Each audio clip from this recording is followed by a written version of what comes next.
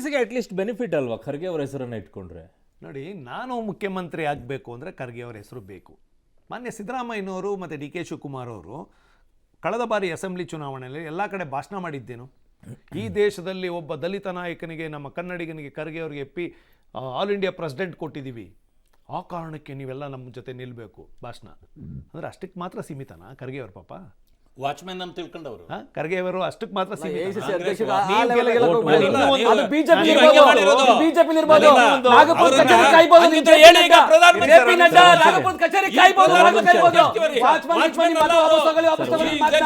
JP Nadda ಬೇಕಂದ್ರೆ ನಾಗಪುರದ ಕಚೇರಿಗೆ watchman ಆಗಿರ್ಬೋದು. ಕಾಂಗ್ರೆಸ್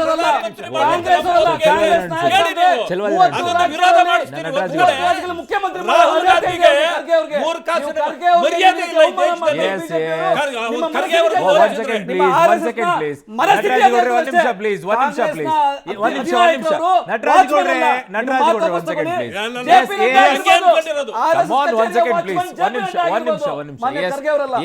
ಗಂಗಾಧರ ಮೂರ್ತಿ ನಿಮಿಷ ಕಿರ್ಚಾಡೋದ್ರಿಂದ ಸತ್ಯ ಮುಚ್ಚಿಡಕ್ಕೆ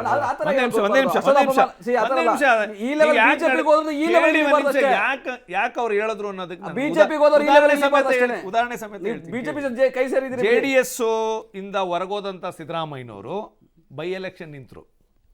ಅವತ್ತು ಅವ್ರು ಎದೆ ತಟ್ಕೊಂಡು ಹೇಳ್ಬೇಕು, ಅವತ್ತು ಗೆದ್ದ ಮೇಲೆ ಒಂದು ಭಾಷಣ ಮಾಡಿದ್ದಾರೆ ಸಿದ್ದರಾಮಯ್ಯನವರು, ನನ್ನ ನಿಜವಾದ ಗೆಲುವಿಗೆ ಖರ್ಗೆ ಅವ್ರ ಕಾರಣ, ಈ ಗೆಲುವಿಗೆ 252 ಹೋಟೆಲ್ ಗೆದ್ದಿದ್ದಕ್ಕೆ ಖರ್ಗೆ ಅವ್ರ ಕಾರಣ. ಖರ್ಗೆ ಅವರು 3 ದಿವಸ ಕೂತ್ರಲ್ಲಿ ಕ್ಯಾಂಪೇನ್ ಮಾಡಿ ಹೌದು ಗೆದ್ದ ನಂತರ ಭಾಷಣ ಮಾಡಿದ್ದಾರೆ ಮೊನ್ನೆ ಸಿದ್ದರಾಮಯ್ಯನವರು. ಆದರೆ ಅದಾದ ಮೇಲೆ ನೀವು ನಡ್ಕೊಂಡಂಥ ರೀತಿ ಏನು?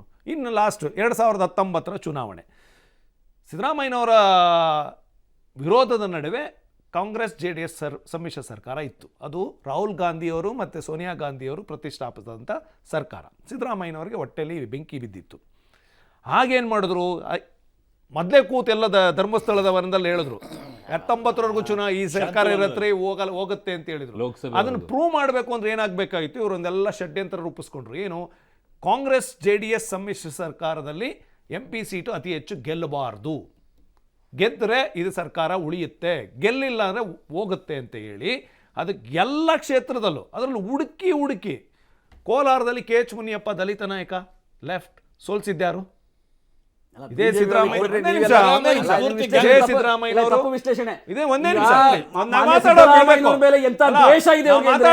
ದ್ವೇಷ ಮತ್ತೆ ಅಸೂಯೆಯಿಂದ ಹೇಳ್ತಾನೆ ಇರ್ರಿ.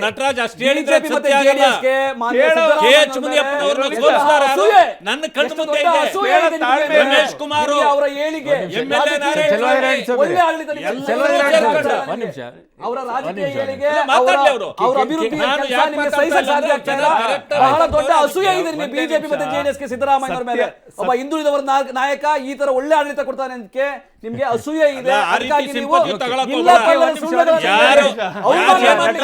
ಪ್ರತಿ ಸಮಯದಲ್ಲಿ ಇದೇ ಅವಮಾನ ನೀವು ಸಿದ್ದರಾಮಯ್ಯ ಮತ್ತೆ ಮತ್ತೆ ಮಾಡ್ತಾ ಇದ್ದಾರೆ.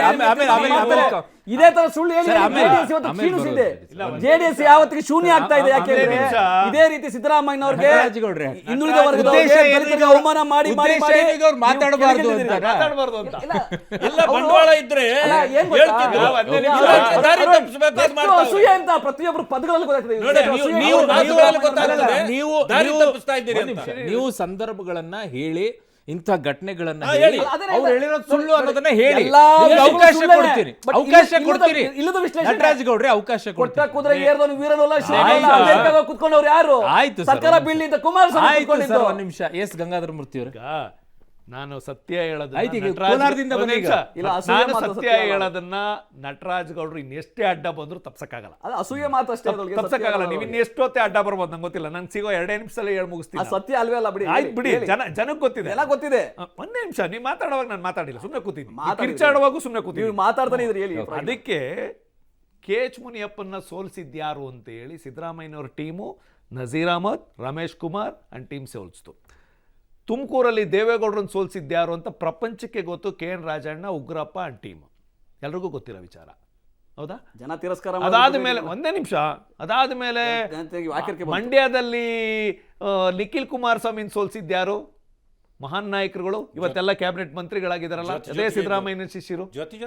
ಹಾಗಾಗಿ ಸಿದ್ದರಾಮಯ್ಯನವರು ಯಾವತ್ತೂ ಹೇಳ್ತೀನಿ. ಶ್ರೀನಿವಾಸ್ ಪ್ರಸಾದ್ ಅವರು ಒಂದು ಸ್ಟೇಟ್ಮೆಂಟ್ ಮಾಡಿದ್ರು, ಪ್ರಪ್ರಥಮ ಚುನಾವಣೆಯಲ್ಲಿ ಸಿದ್ದರಾಮಯ್ಯನವ್ರನ್ನ ಗೆಲ್ಲಿಸಿದಂಥ ಮಹಾನ್ ನಾಯಕ ಶ್ರೀನಿವಾಸ್ ಪ್ರಸಾದ್ ಅವರು, ಆ ಭಾಗದ ಪ್ರಭಾವಿ ನಾಯಕ, ಅದು ದಲಿತ ನಾಯಕ ಅಯ್ಯಪ್ಪ. ಆ ನಾಯಕನ ಸೋಲ್ಸಕ್ಕೆ ಪ್ರಯತ್ನ ಪಟ್ಟು ಪಾರ್ಟಿ ಬಿಟ್ಟು ಓಡಿಸಿದವ್ರು ಯಾರು? ಮಹಾನ್ ನಾಯಕರು. ಇಂಥ ಉದಾಹರಣೆಗಳು ಬಹಳ ಇದಾವೆ. ಹಾಗಾಗಿ ನಾನು ಹೇಳೋದೇನು ಅಂದ್ರೆ, ನಾನು ಹೇಳೋದು ಒಂದೇ ಲೈನ್ ಮುಗಿಸ್ಬಿಡ್ತೀನಿ. ನಾನು ಹೇಳೋದು ಒಂದೇ ಒಂದು ವರ್ಡ್ ಏನಂದ್ರೆ, ನೀವು ಈ ಕಾಲದಲ್ಲಿ ರಾಹುಲ್ ಗಾಂಧಿಯವ್ರ ಮುಖ ಇಟ್ಕೊಂಡು ಇನ್ನೊಬ್ಬರನ್ನ ಮುಖ ಇಟ್ಕೊಂಡು ನಿಮ್ಮ ಕೈಲಿ ಈ ಚುನಾವಣೆ ಗೆಲ್ಲಿಕ್ಕೆ ಸಾಧ್ಯ ಇಲ್ಲ, ಅಧಿಕಾರಕ್ಕೆ ಬರ್ಲಿಕ್ಕೆ ಸಾಧ್ಯನೇ ಇಲ್ಲ. ಅಧಿಕಾರಕ್ಕೆ ಬರದೇ ಇರೋ ಜಾಗದಲ್ಲಾದ್ರೂ ಒಂದು ಖರ್ಗೆ ಅವ್ರ ಹೆಸರು ಹೇಳಿ ಪುಣ್ಯ ಕಟ್ಕೊಳ್ಳಿ ಅಂದ್ರೆ ಅದನ್ನು ಕಟ್ಕೊಳಕ್ ರೆಡಿ ಇಲ್ಲ ಅಂದ್ರೆ ನಿಮ್ಮ ಹೊಟ್ಟೆ ಒಳಗಡೆ ಏನೇನ್ ಬೆಂಕಿ ಬಿದ್ದಿರ್ಬೇಕು,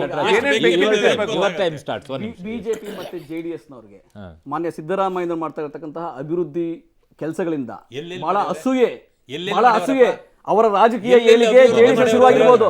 ಅವರ ರಾಜಕೀಯ ಏಳಿಗೆ 2ನೇ ಬಾರಿ ಮುಖ್ಯಮಂತ್ರಿ ಆಗಿದ್ದರೆ ಕುಮಾರಸ್ವಾಮಿ ಅವರು ಸಹಿಸೊಳಕ್ಕೆ ಸಾಧ್ಯ ಆಗ್ತಾ ಇಲ್ಲ. ಅವ್ರಿಗೆ ಹೊಟ್ಟೆ ಒಳಗೆ ಬೆಂಕಿ ಬಿದ್ದಿದೆ. ಎಷ್ಟು ದ್ವೇಷ, ಎಷ್ಟು ಅಸೂಯೆಯಿಂದ ಇಲ್ಲ ಪಲ್ಲದ ಸುಳ್ಳುಗಳು, ಎಲ್ಲಾದ್ರಲ್ಲೂ ಸುಳ್ಳುಗಳು ಹೇಳೋದು. ಅಲ್ಲ ರೀ, ಕೋಲಾರ ಬಿಜೆಪಿ ಎಂಪಿ ಸೋಲ್ಸರು, ಮೋದಿ ವೇವ್ ಇತ್ತು, ಮುಖ್ಯಮಂತ್ರಿ ಆಗಬೇಕು ಅಂತ ದೊಡ್ಡ ಹೋರಾಟ ನಡೆದಿದೆ. ಯಾವುದೋ ಪಕ್ಷದಿಂದ ಬಂದವ್ರನ್ನ, ಜನತಾದಳದಿಂದ ಬಂದವ್ರನ್ನ ಎರಡನೇ ಸಾರಿಗೆ ಮುಖ್ಯಮಂತ್ರಿ ಮಾಡ್ತೀರಿ ನೀವು. ಕಳಂಕ ಅಷ್ಟೇ ಬರುತ್ತೆ ಹೊರತು ಕಳಂಕ ಅಷ್ಟೇ ಬಿಟ್ರೆ ಬೇರೆ ಏನಿಲ್ಲ. ಕುಮಾರಸ್ವಾಮಿ ಅವ್ರಿಗೂ ಅಷ್ಟೇ, ಬಿಜೆಪಿ ಯಾವತ್ತೂ ಕೂಡ ದಲಿತ ವಿರೋಧಿ, RSS ಯಾವತ್ತೂ ಕೂಡ ಕೋಮುವಾದಿಗಳು ಅಷ್ಟೇ ಬಿಟ್ರೆ ಯಾವತ್ತೂ ಅಲ್ಲ. ನಿಮ್ಮ ಗೂಳೆಟಿ ಶೇಖರ್ ಹೇಳ್ತಾರೆ RSS ಕಚೇರಿ ಒಳಗೆ ಬಿಟ್ಕೊಳ್ಳಿರುವಂತೆ, ಮೊದಲು ಸರಿ ಮಾಡ್ರಿ ಅದನ್ನ. RSS ಗರ್ಭಗುಡಿ ಸಂಸ್ಕೃತಿ ಅದು ಬಿಜೆಪಿನಲ್ಲಿ ತಾಂಡವಾಡ್ತಾ ಇದೆ. 100 ವರ್ಷ ಆಯ್ತು RSS ಗೆ ಒಬ್ಬ ದಲಿತ ಅಧ್ಯಕ್ಷ ಮಾಡಿದ್ರ, 100 ವರ್ಷ ಆಯ್ತು RSS ಗೆ ಒಬ್ಬ ದಲಿತ ಅಧ್ಯಕ್ಷ ಆಗಿದಾರ, ಬಿಜೆಪಿಯಲ್ಲಿ ರಾಜ್ಯಾಧ್ಯಕ್ಷರು ರಾಷ್ಟ್ರಾಧ್ಯಕ್ಷ ದಲಿತರಾಗಿದ್ದಾರ. ಮೊದಲು ಅದನ್ನ ನೋಡಿ ನೀವು. ಸುಮ್ನೆ ಮಾನ್ಯ ಖರ್ಗೆ ಅವರು, ಅವರ ಏಳಿಗೆ ಇದೆ, ಇಡೀ ದೇಶದಲ್ಲಿ ಅವರಿಗೆ ಗೌರವ ಇದೆ, ನಮ್ಮ ರಾಷ್ಟ್ರೀಯ ನಾಯಕರಿದ್ದಾರೆ, ಕನ್ನಡಿಗರಿಗೆ ಹೆಮ್ಮೆ ಇದೆ. ಕಾಂಗ್ರೆಸ್ ಮಾಡಿರೋ ಅಧ್ಯಕ್ಷನ ನಿಮ್ಗೆ ಏನ್ ಗೊತ್ತು? ಅದ್ರ ಬಗ್ಗೆ ನಿಮ್ಗೆ ಹೆಂಗ್ ಗೊತ್ತು? ನೀವು ಪಕ್ಷದಿಂದ ನೋಡಿ, ನಿಮ್ಗೆಲ್ಲಾ ಅವಕಾಶಗಳನ್ನ ಕಾಂಗ್ರೆಸ್ ಪಕ್ಷ ಕೊಟ್ಟಿತ್ತು, ಇವತ್ತು ಅನುಭವಿಸಿ ಕಾಂಗ್ರೆಸ್ ಪಕ್ಷದ ಅಧಿಕಾರ ಅನುಭವಿಸಿ ನಿಮ್ಮನ್ನ ಆಚೆ ಹಾಕಿದ್ದಾರೆ ಬಿಡಿ, ಅದರ ವಿಷಯ. ಆದ್ರೆ ಇವತ್ತು ಖರ್ಗೆ ಅವರನ್ನ ಏನೋ ಭಿನ್ನತೆ ಇದೆ, ರಾಹುಲ್ ಗಾಂಧಿ ಭಿನ್ನತೆ ಸೃಷ್ಟಿ ಮಾಡ್ಲಿಕ್ಕೆ ಬಿಜೆಪಿಯವರ ಹುನ್ನಾರ ಅಷ್ಟೇ ಬಿಟ್ಟರೆ ಏನಿಲ್ಲ. ರಾಹುಲ್ ಗಾಂಧಿ ಅವರು ಹಗಲಿರುಳು ಇಡೀ ದೇಶ ಸುತ್ತಾಡ್ತಾ ಇದ್ದಾರೆ, ಇಡೀ ದೇಶ ಸುತ್ತಾಡ್ತಾ ಎಲ್ಲಾ. ಹೌದು, ರಾಹುಲ್ ಗಾಂಧಿ ನಾಯಕರೇ, ಅವ್ರ ತಂದೆ ದೇಶಕ್ಕೆ ಪ್ರಾಣ ಕೊಟ್ಟವ್ರೆ.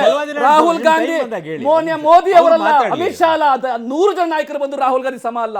ರಾಹುಲ್ ಗಾಂಧಿ ಅವರ ಪ್ರಾಮಾಣಿಕತೆಗೆ, ರಾಹುಲ್ ಗಾಂಧಿ ಅವರ ಸೀನಿಯಾರಿಟಿಗೆ ಸುಳ್ಳುಗಾರ ಅಲ್ವಲ್ರಿ, ಸುಳ್ಳುಗಾರ ಅಲ್ವಲ್ರಿ, ಮೋದಿ ತರ ಸುಳ್ಳುಗಾರ ಅಲ್ವಲ್ಲ, ಫೇಕು ಅಲ್ವಲ್ಲ, ಫೇಕು ಜುಮ್ಲಾ ಮ್ಯಾನ್ ಅಲ್ವಲ್ಲ. ರಾಹುಲ್ ಗಾಂಧಿ ಪ್ರಾಮಾಣಿಕ, ಅತ್ಯಂತ most sincere and honest person in India. ಆ ಪೊಲಿಟಿಷಿಯನ್, ಅಂತಹ ಜನಪರ ವ್ಯಕ್ತಿ. ಮನ್ ಕಿ ಬಾತ್ ಅಲ್ಲ, ರಾಹುಲ್ ಗಾಂಧಿ ಆ ರೀತಿ ಇದೆ.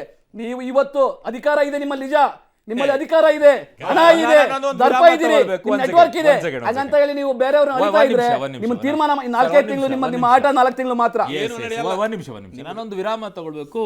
ನಟರಾಜಗೌಡರೆಲ್ಲ ಹೇಳ್ತಾ ಇದ್ದಿದ್ದು ಒಂದು ಕಡೆಗೆ ಪೊಲಿಟಿಕಲ್ ಬಿಟ್ಟು ಆಸ್ ಎ ಒಂದು ಥಾಟಲ್ಲಿ ನಾನು ಯೋಚನೆ ಮಾಡೋದು, ದಲಿತರ ವಿಚಾರದಲ್ಲಿ ಅನ್ಯಾಯ ಆಗಿದೆ, ದಲಿತರಿಗೆ ಅನ್ಯಾಯ ಮಾಡಿದ್ದಾರೆ ಅನ್ನೋದು. ಅಯೋಧ್ಯೆ ವಿಚಾರ ಎದ್ದಿದ್ದು ಯಾವಾಗ?